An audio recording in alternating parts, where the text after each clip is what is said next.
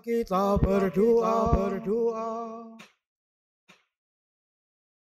Ya Allah yang penuh belas kasih, Engkau mengendaki agar kami saling mengasihi, sebagaimana Engkau sendiri telah mengasihi kami melalui Yesus Kristus Putramu yang rela mengorbankan dirinya demi keselamatan kami. Sebab Dialah Tuhan pengantara kami yang bersama dengan Dikau dalam persatuan Roh Kudus hidup dan berkuasa Allah sepanjang segala masa.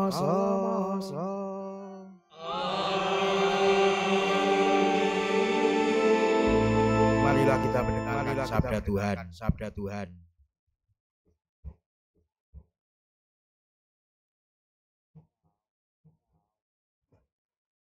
Bacaan dari kitab pertama Samuel. Pada waktu itu berkemaslah Saul dan turun ke padang gurun Zif dengan 3.000 orang yang terpilih dari orang Israel untuk mencari Daud di padang gurun itu. Pada suatu malam, ketika Saul dan para pengiringnya sedang tidur, datanglah Daud dengan Abisai ke tengah mereka. Dan tampaklah di sana Saul berbaring tidur di tengah-tengah perkemahan dengan tombaknya terpancang di tanah pada sebelah kepalanya. Sedang Abner dan rakyat berbaring sekelilingnya. Lalu berkatalah Abisai kepada Daud, pada hari ini Allah telah menyerahkan musuhmu. Oleh sebab itu, izinkanlah kiranya aku menancapkan dia ke tanah dengan tombak ini. Sekali tikam saja sudah cukup. Tidak usah dia kutancapkan dua kali. Tetapi kata Daud kepada Abisai, jangan memusnahkan dia, sebab siapakah yang dapat menjamah orang yang diurapi Tuhan dan bebas dari hukuman? Kemudian Daud mengambil tombak dan kendi raja dari sebelah kepala Saul. Lalu mereka pergi. Tidak ada yang melihatnya. Tidak ada yang mengetahuinya. Tidak ada yang terbangun. Sebab sekaliannya tidur. Tuhan telah membuat mereka tidur lelap. Setelah Daud sampai ke seberang, berdirilah ia jauh-jauh ke puncak gunung, sehingga ada jarak yang besar antara dia dan mereka. Lalu Daud berseru kepada Raja Saul, "Inilah tombak tuanku Raja." Baiklah salah seorang dari para pengiring Tuhan menyeberang untuk mengambilnya. Tuhan akan membalas kebenaran dan kesetiaan setiap orang. Sebab pada hari ini Tuhan menyerahkan tuanku ke dalam tanganku. Tetapi aku tidak mau menjamah orang yang diurapi Tuhan. Demikianlah sabda Tuhan. Syukur kepada Allah.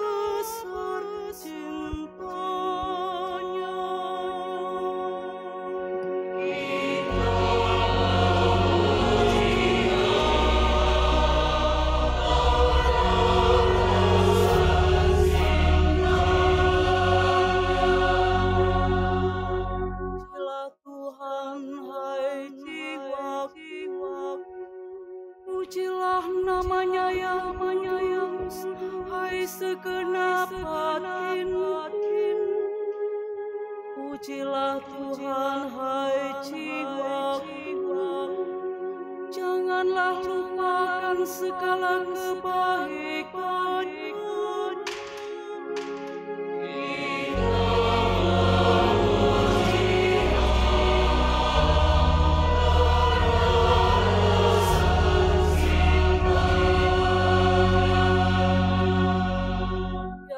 Yang mengampuni segala kesalahan dan menyembuhkan segala penyakit.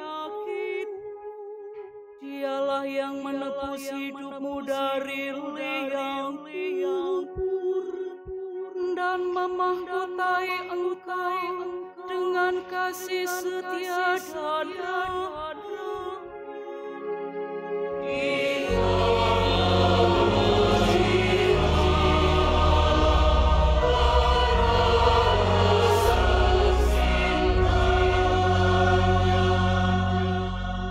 Tuhan adalah pengasih dan penyayang, panjang sabar dan berlimpah kasih setia. Tidak pernah Ia memperlakukan kita setimpal dengan dosa kita, dan membalas kita setimpal dengan kesalahan kita.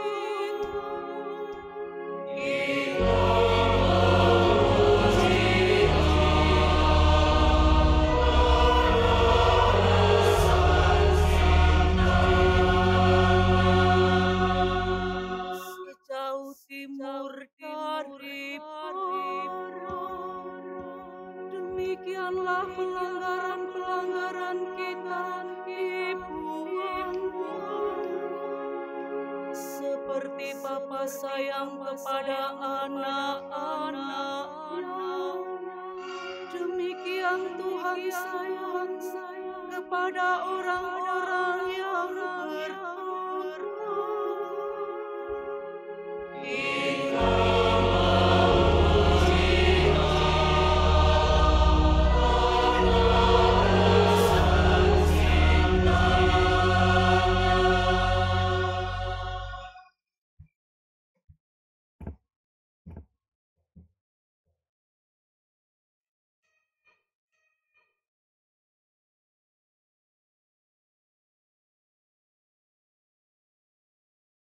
Bacaan dari surat pertama Rasul Paulus kepada jemaat di Korintus. Saudara-saudara, seperti ada tertulis, manusia pertama Adam menjadi makhluk yang hidup. Tetapi Adam yang akhir menjadi roh yang menghidupkan. Yang mula-mula datang bukanlah yang rohania, melainkan yang alamiah. Barulah kemudian datang yang rohania. Manusia pertama berasal dari debu tanah dan bersifat jasmani. Manusia kedua berasal dari surga. Makhluk alamiah sama dengan yang berasal dari debu tanah, dan makhluk surgawi sama dengan dia yang berasal dari surga. Jadi seperti kini kita mengenakan rupa dari manusia yang alamiah, demikian pula kita akan mengenakan rupa dari yang surgawi. Demikianlah sabda Tuhan.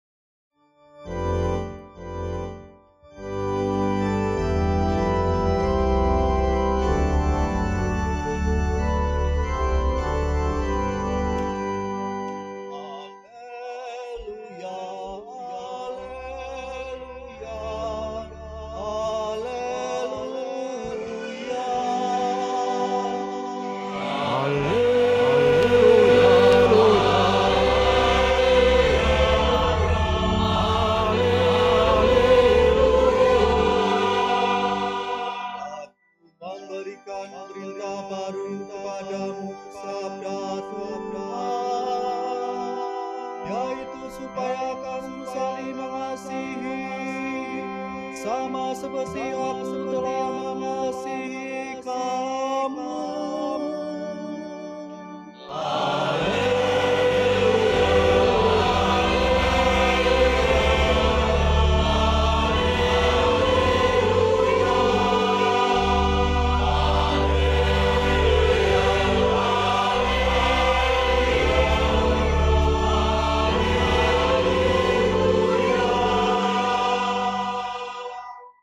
Tuhan bersamamu.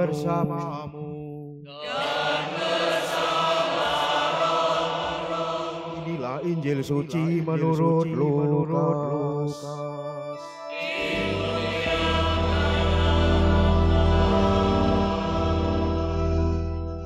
Sekali peristiwa, Yesus bersabda kepada murid-muridnya, dengarkanlah perkataanku ini, kasihlah musuhmu, berbuatlah baik kepada orang yang membenci kamu, berkatilah orang yang mengutuk kamu, berdoalah bagi orang yang berbuat jahat terhadap kamu. Bila orang menampar pipimu yang satu, berikanlah juga pipimu yang lain. Bila orang mengambil pakaianmu, biarkan juga ia mengambil jubahmu. Berilah kepada setiap orang yang meminta kepadamu, dan janganlah meminta kembali kepada orang yang mengambil milikmu. Sebagaimana kamu kehendaki supaya orang melakukan sesuatu kepadamu, lakukanlah juga demikian kepada mereka. Jika kamu mengasihi orang yang mengasihi kamu, apakah jasamu? Karena orang-orang berdosa pun mengasihi juga orang-orang yang mengasihi mereka. Sebab jika kamu berbuat baik kepada orang yang berbuat baik kepadamu, apakah jasamu? Orang-orang berdosa pun berbuat demikian. Jika kamu meminjamkan sesuatu kepada orang dengan harapan akan memperoleh sesuatu dari dia, apakah jasamu? Orang-orang berdosa pun meminjamkan kepada orang-orang berdosa supaya mereka menerima kembali sama banyak. Tetapi kamu kasihlah musuhmu dan berbuatlah baik kepada mereka, dan pinjamkanlah tanpa mengharapkan balasan. Maka upahmu akan besar, dan kamu akan menjadi anak-anak Allah yang maha tinggi. Sebab ia baik terhadap orang-orang yang tidak tahu berterima kasih, dan terhadap orang-orang jahat. Hendaklah kamu murah hati, sama seperti Bapamu adalah murah hati. Janganlah kamu menghakimi, maka kamu pun tidak akan dihakimi. Janganlah kamu suka mempersalahkan, maka kamu pun tidak akan dipersalahkan. Ampunilah, maka kamu akan diampuni. Berilah, maka kamu akan diberi. Suatu takaran yang baik, tidak dipadatkan, yang diguncang, dan yang tumpah keluar akan dicurahkan ke dalam pangkuanmu. Sebab ukuran yang kamu pakai untuk mengukur akan diukurkan pula kepadamu. Demikianlah sabda Tuhan.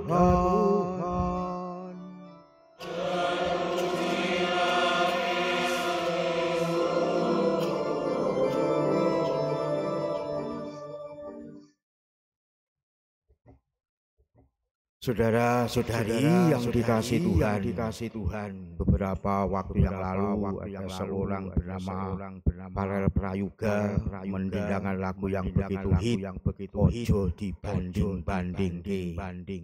Saudara-saudari, hanya gara-gara merasa Daud mendapat sambutan lebih meriah, lebih heboh dibanding dirinya, yakni Raja Saul. Raja Saul menjadi diuji terhadap Daud. Kisahkan dalam 1 Samuel bab 18 ayat 6 sampai 9. Rasa benci itu tidak sebatas perasaan, tetapi mau diwujudkan oleh Raja Saul dengan merencanakan untuk dapatnya membunuh Daud. Namun betapa tidak mudah pula menangkap seorang Daud.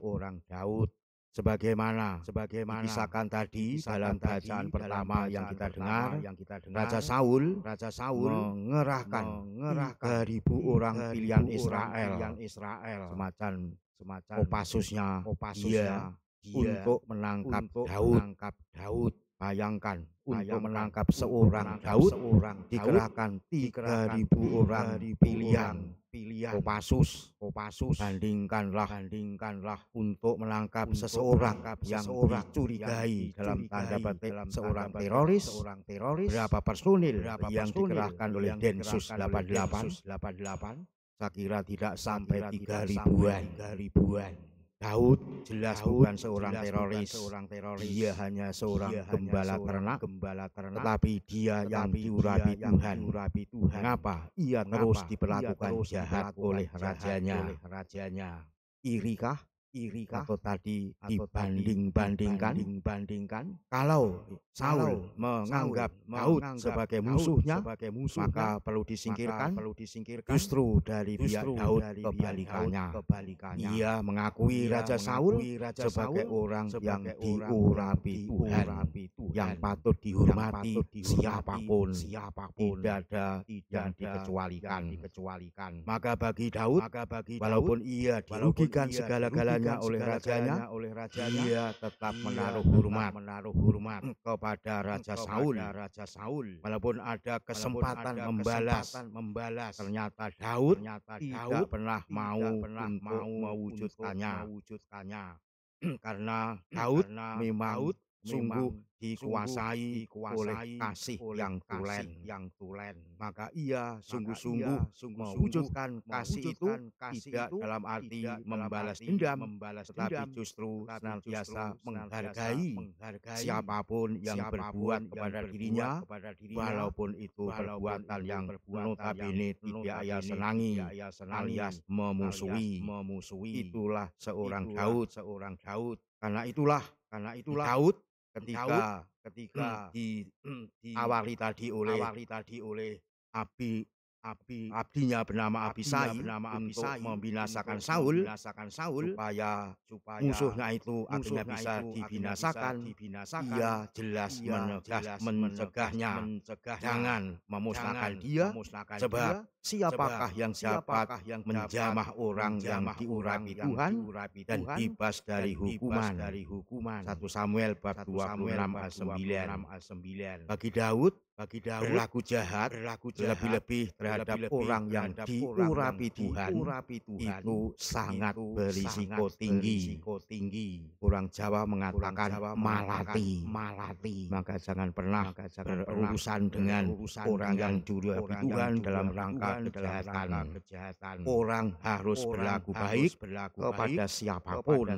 Kita semua juga telah diurapi Tuhan melalui baptis. Inilah yang juga kita renungkan dalam prinsip Daud amat jelas. Ia senantiasa menghormati, mewujudkan kasihnya kepada siapapun, lebih-lebih yang diurapi Tuhan. Saudara-saudari yang dikasih Tuhan, tadi dalam Injil kita mendengar penegasan Yesus kepada murid-muridnya, kasihilah musuhmu, berbuatlah baik kepada orang yang membenci kamu. Tentunya apa yang disampaikan Yesus ini berlaku pula bagi kita, karena kita semua adalah murid-muridnya pula. Mengasihi musuh. Lalu pertanyaannya, mungkinkah suatu hal yang patut dalam Tuhan Yesus di era tahun 30 sampai 33 Masehi mengajarkan ajaran baru ini melawan arus kelasiman, yakni ketika arus utama ajaran Yahudi berpegang pada hukum balas dendam, ius talionis. Sedangkan Yesus membawa ajaran baru yang sungguh-sungguh dikedepankan, yakni tidak lagi landasannya mata bagi ganti mata, gigi ganti gigi, tetapi kejahatan harus dilawan dengan kebaikan. Musuh bukan untuk dibenci, tetapi harus ditanggapi dengan kebaikan. Bahkan harus berdoa bagi yang menganiaya. Inilah hukum kasih yang Yesus usung. Saudara-saudari yang dikasihi Tuhan, praktek kasih demikian sejatinya juga telah diwujudkan oleh seorang Daud yang kita dengar tadi dalam bacaan pertama 1000 tahun sebelum Yesus lahir. Di hadapan Raja Saul yang jelas-jelas Saul membenci dan memusuhinya, dan Daud dapat membalas dendam saat itu juga, tetapi ia sama sekali tidak mau menjamah Saul. Bahkan ia malah mengungkapkan di hadapan Raja Saul dari jarak yang cukup jauh dari dia dan dirinya berdiri, dengan mengungkapkan Tuhan akan membalas kebenaran dan kesetiaan setiap orang, sebab Tuhan menyerahkan engkau ke dalam tanganku hari ini, tetapi aku tidak mau melayangkan tanganku terhadap orang yang diurapi Tuhan. Sesungguhnya sebagaimana nyawamu berharga di mataku hari ini, demikianlah kiranya nyawaku berharga di hadapan Tuhan, dan kiranya ia melepaskan aku dari segala kesulitan dan kesusahan. Itulah yang diungkapkan Daud kepada Saul, yang jelas-jelas bisa kesempatan semacam itu terjadi malapetaka yang mengerikan. Apa respon dari Raja Saul mendengar ungkapan Daud semacam itu? Ia menjawab dengan penuh syukur karena ia tidak dibalas oleh Daud dengan pembalasan kematian. Maka ia berkata, diberkatilah kiranya engkau, anakku Daud, apapun yang kau lakukan pasti berhasil. 1 Samuel 26 ayat 23 sampai 25. Inilah fakta tak terbantahkan bahwa mengasihi musuh sangatlah mungkin dilakukan. Ini yang jelas-jelas yang tidak pernah dilakukan. Mana mungkin mengasihi musuh? Mungkin, asalkan orang benar-benar berpasrah diri kepada Allah dan senantiasa memberi kesempatan bahwa orang yang ada di hadapan kita sungguh berharga, karena mereka siapa yang dikasihi Allah adalah sama-sama ciptaan Tuhan. Saudara-saudari yang dikasihi Tuhan, mengasihi dalam ungkapan bahasa Yunani memang terperinci sedemikian rupa. Tidak mungkin sebagaimana kita punya kata-kata yang serba terbatas. Kata mengasihi, lebih mengasihi musuh, ditekankan di dalam bahasa Yunani ungkapannya agapate, ekros, humon. Artinya benar-benar mengasihi berdasarkan kasih yang menjadi dasar pijakan orang untuk melakukan tindakan yang sungguh mendasar.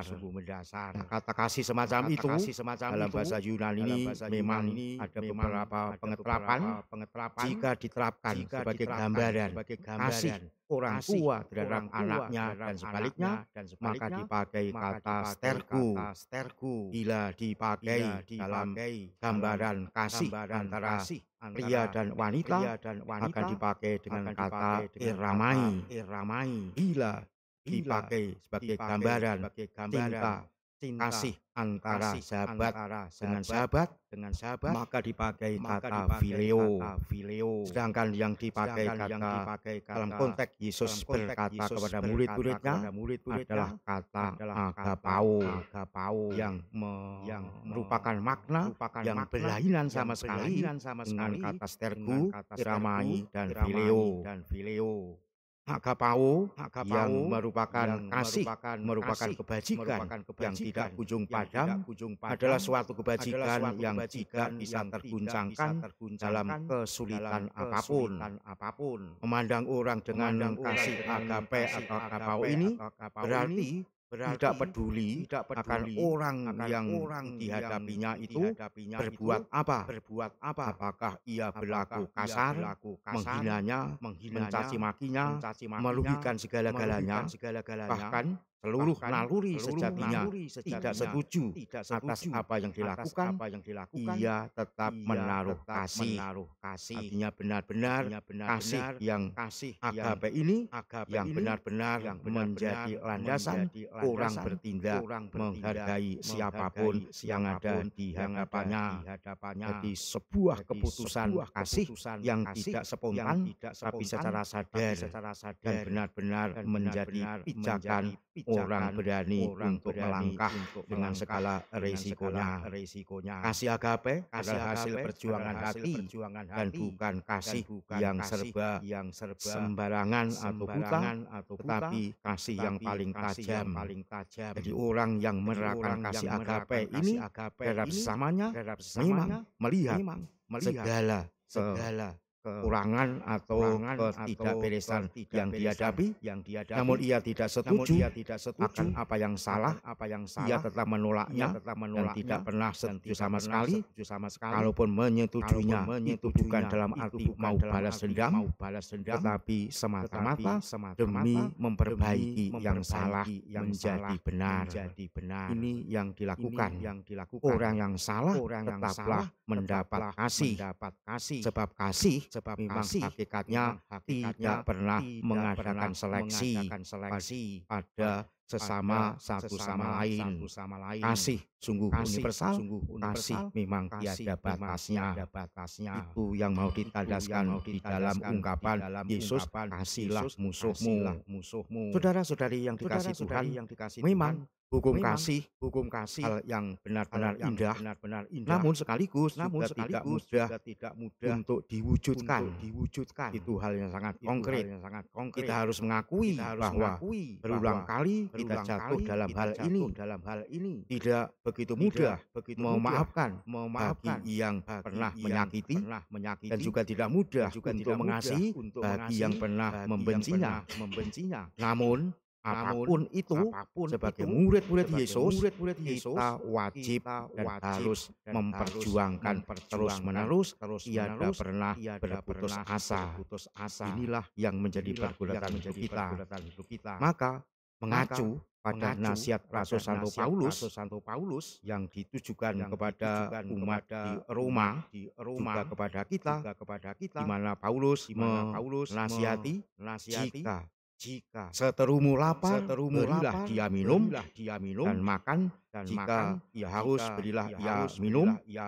Dengan berbuat demikian, kamu menumpukkan bara api di atas kepalanya. Janganlah kamu kalah terhadap kejahatan, tetapi kalahkanlah kejahatan dengan kebaikan. Roma bab 12 ayat 20-21. Mempraktikkan hidup demikian berarti selaras dengan apa yang disabdakan Yesus tadi. Apa yang ia sabdakan amat gamblang kita dengar tadi. Sebagaimana kamu kehendaki orang berbuat kepadamu, demikianlah pula hendaknya kamu berbuat kepada mereka. Lukas bab 31 ayat 31. Di sini kita dapat merenungkan, mari benar-benar berefleksi apa yang kita kehendaki orang lain berlaku terhadap diri kita masing-masing. Saya kira tidak ada seorang pun yang menghendaki orang lain itu berlaku kepada diriku negatif. Tentu tidak pernah. Yang kita kehendaki pastilah orang lain itu berlaku positif terhadap diri kita. Entah siapa mereka. Apakah mereka itu kita kenal, apakah mereka tidak kita kenal, atau mungkin mereka pun kita anggap sebagai yang membenci, bahkan memusuhi kita. Kita tetap berharap mereka tetap positif terhadap kita. Nah, kalau itu sungguh-sungguh harapan kita, maka dengan landasan Yesus bersabda tersebut, mari kita berlaku positif kepada siapapun, karena kita pun pasti menghendaki orang lain, sekali lagi siapapun mereka, berlaku positif terhadap kita. Itu yang sangat nyata. Mari kita benar-benar mewujudkan hidup yang dikehendaki Tuhan dengan berlaku benar, baik, positif terhadap siapapun, karena memang itulah kehendak Allah. Dan atas landasan semua karya semacam itu hanya satu, yakni Tuhan sendiri. Mengapa? Sebab Tuhan itu senantiasa baik kepada siapapun kita. Apakah kita orang soleh-soleha, apakah kita orang yang begitu jauh dari Tuhan, dan mungkin malah tidak mengenalnya, Tuhan tetap menyayangi kita, menganugerahkan kepada kita sama matahari disinarkan kepada kita semua, hujan diturunkan juga kepada kita semua, kita menghirup udara yang segar juga diberikan kita semua. Tidak ada yang dibeda-bedakan, karena merasa kita sebagai orang berdosa lalu dihukum Tuhan, tidak diberi matahari, tidak diberi hujan juga tidak, sama. Entah kita sekali berdosa atau tidak berdosa, Tuhan tetap mengaruniakan karunia yang sama kepada kita semua. Karena tindakan Tuhan adalah tindakan yang sungguh welas asih. Ia tidak berbuat ban cindi, ban siladen. Tuhan senantiasa mengasihi semua orang. Maka mari kita mewujudkan hidup sesuai yang dikehendaki Tuhan.